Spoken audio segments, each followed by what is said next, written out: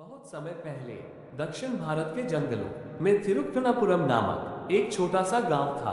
वहीं पर एक शिकारी रहता था जिसका नाम थिन्नन था। वह शिकार करके अपने परिवार का पालन पोषण करना ही अपना धर्म समझता था, लेकिन उसके हृदय में भक्ति की एक अनोखी लौ जल रही थी जिसने उसे भगवान शिव के सबसे प्रिय भक्तों में से एक बना दिया।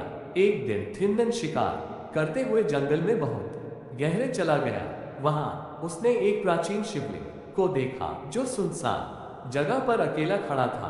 उस पर धूल जमी हुई थी और चारों ओर सूखे पत्ते पड़े थे।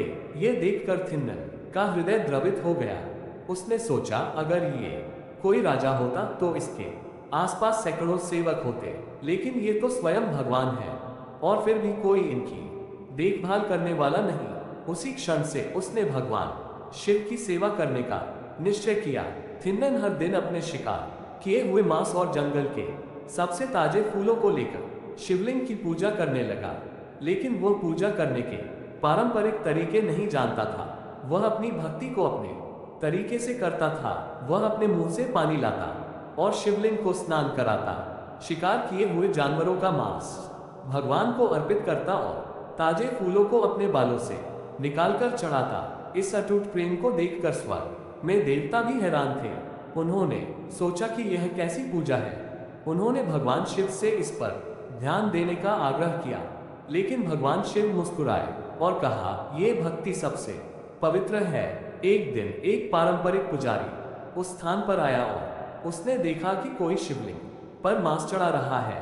उसे बहुत क्रोध आया और उसने उस स्थान को शुद्ध करने के लिए विधिपूर्वक पूजा शुरू कर दी।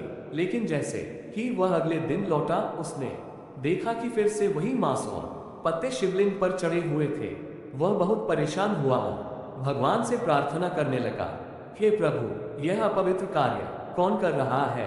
भगवान ने मुस्कुराते हुए उसे उत्तर दिया, अगर तुम ये जानना चाहते हो तो कल छिपकर देखना। अगले दिन पुजारी छिपकर देखता रहा और उसने देखा कि वही शिकारी आया, अपने मुंह से पानी लाकर शिवलिंग को स्नान कराया, मांस चढ़ाया और फूल अर्पित किए।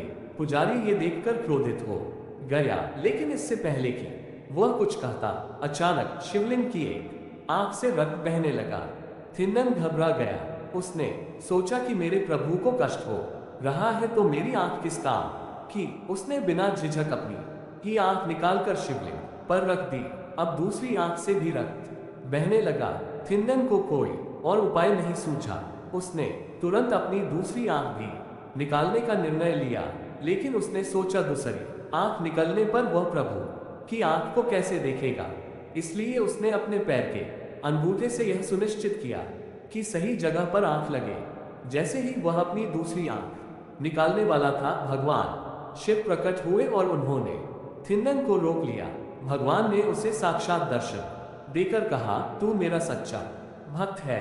आज से तेरा नाम कन्नप्पा होगा, जिसका अर्थ है आंखें अर्पित करने वाला, क्योंकि तूने अपनी आंखें भी मेरे लिए न्यौछावर कर दी। भगवान शिव ने उसे दिव्य दृष्टि प्रदान की और उसे अपने सबसे प्रिय भक्तों में स्थान दिया। अतः हमें कन्नप्पा की भक्ति हमें ये सिखाती, सच्ची भक्ति न तो विधि विधान से बंधी होती है और न ही किसी विशेष ज्ञान की मोहताज होती है। प्रेम, त्याग और श्रद्धा ही सच्चे भक्त की पहचान है। दक्षिण भारत में कन्नप्पा को भगवान शिव के महानतम भक्तों में गिना जाता है।